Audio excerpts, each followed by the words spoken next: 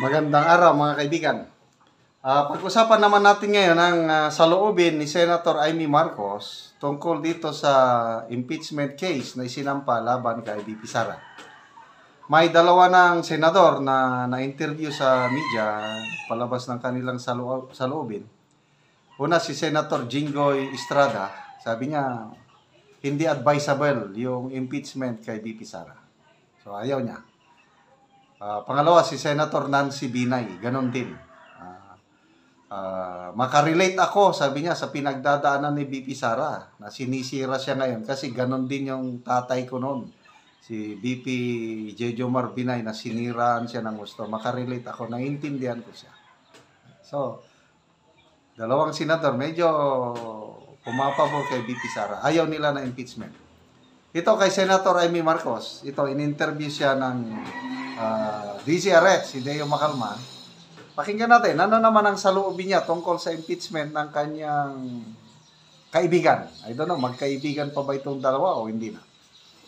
Sister, Senator Amy Marcos, alam mo, Sister El, yes, Lakay. ito na, nagkatotoo na ang sinabi ni Senator Amy, may magpa-file na impeachment complaint sa kabila ng panawagan ng Pangulong Marcos na huwag lang ituloy ang file na impeachment dahil lalo tayong magkakahati-hati. Senator Amy, ayan, bakit natuloy pa rin po ang pagpa-file na impeachment complaint? Hindi ko nga alam ano bang klase yan, pero alam na namin, inaabangan na namin this week na magkakaroon ng impeachment complaint kasi dali-dali daw ipapadala sa Senado.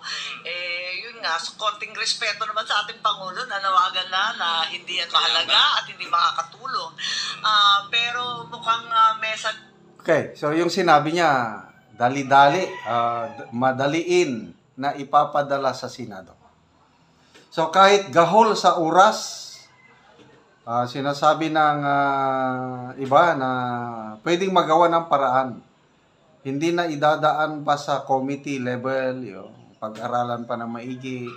Diretso resolusyon. Magpirma lang 105 congressmen. Yun na, before December break, madala na sa Senado ang impeachment. So, impeach na si VP Sara bago mag-December break, bago December 20. Yun ang sinasabi ni Senator Emina, dali-daliin daw. Kailang, konting respeto naman sa Pangulo, sabi niya. So, ang tanong, nire-respeto pa ba ng mga kongresista ang Pangulo? Parang hindi na eh.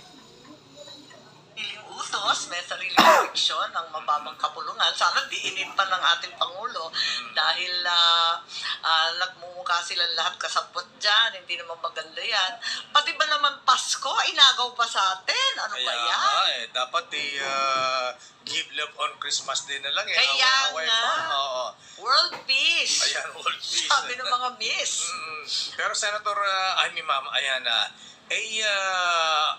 hindi ba gahol sa panahon? Malapit na election, next year na, May na, ayan, ano ang tingin niyo? Mag-prosper ba ito impeachment complaint? Iniisip nga namin yun, pero kung tutuusin, yung kay Justice Corona, kung maalala nyo, December 12, December 12 po. December pala yun? Mas malala pa yun. Ito, December 3, kung sakali umabot ngayon.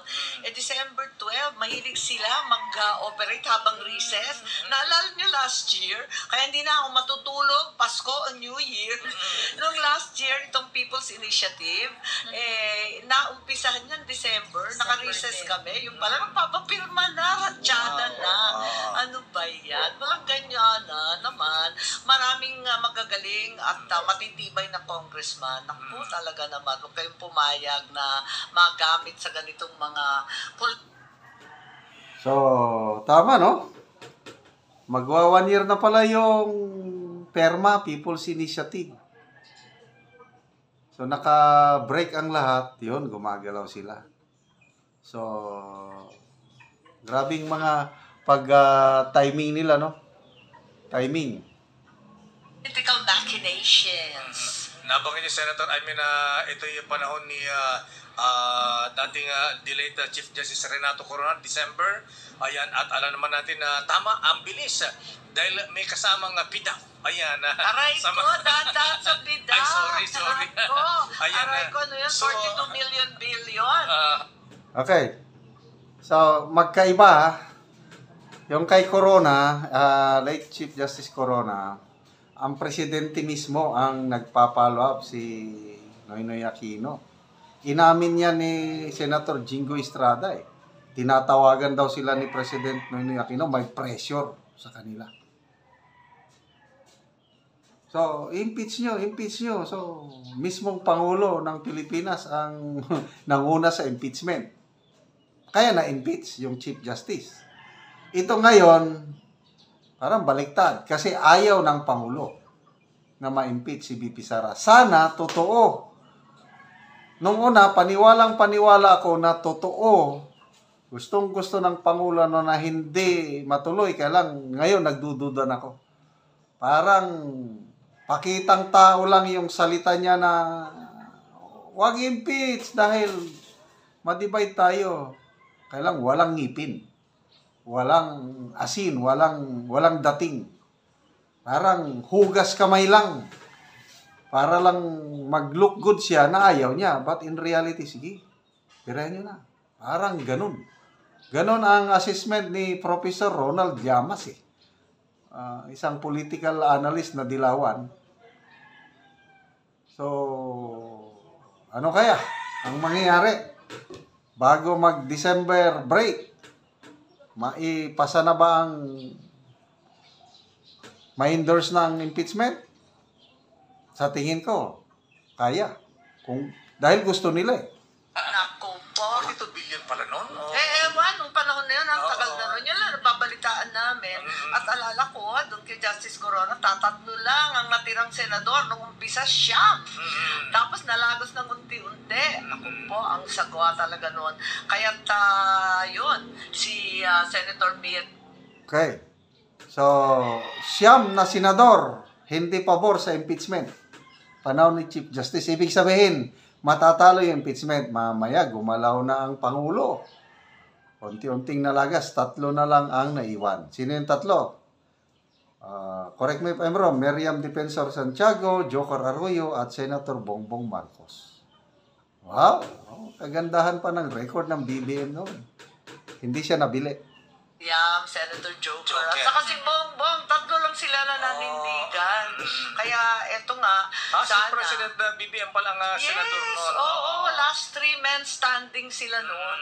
Naku po. So, paano yan? Sinasabi, gawin ng panahon.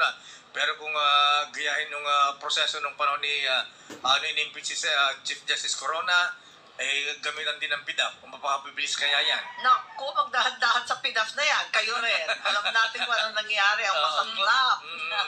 Talaga naman. Wag naman sanang ganun. At tutukan na lang natin yung tunay na problema ng bigas. Ayan, yung masyadong mahal na bilihin. At lahat ng issues natin sa Pilipinas na talagang nagpapahirap sa tao. Wag na lang ito. Ano ba naman? Pero Senator Amy, ang Pangulong Marcos ay may panawagan sa kanyang sa inyong mga kaalyado sa Kamara na huwag na ituloy impeachment. Tama. Ano sa palagay mo? Makinig ba si Pinsan?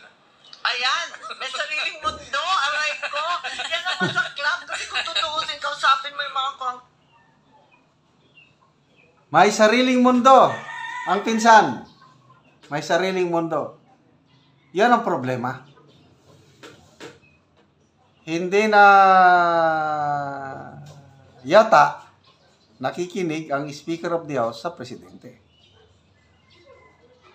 Kaya kung makinig pa, wala sanang ganito. It's a matter of leadership in the House. Tuloy nyo. Di tuloy. Panawagan ng Presidente, nabaliwala. Nervous. Unang-una, hindi pa napapasa yung budget. Afraid, baka walang umabot sa distrito. Ikalawa, may eleksyon. Pag hindi ka kaalyado ng administrasyon, pakahirap sa mga panahong ito.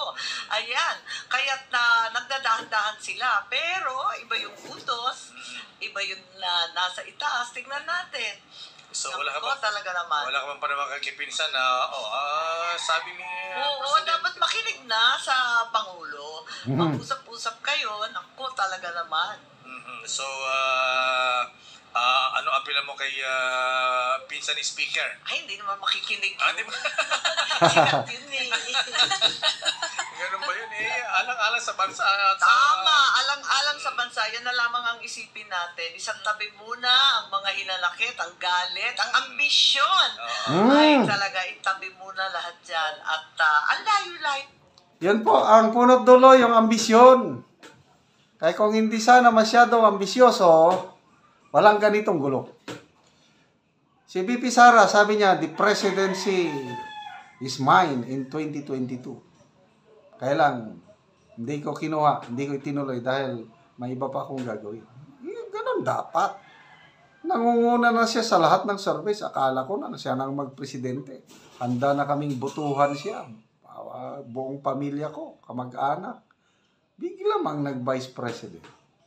So, nang dahil sa ambisyon, yung gustong-gustong magpresidente sa 2028, yun na po ang punot dulo itong kaguluhang politika sa ating bansa. Sana makinig kayo sa Pangulo.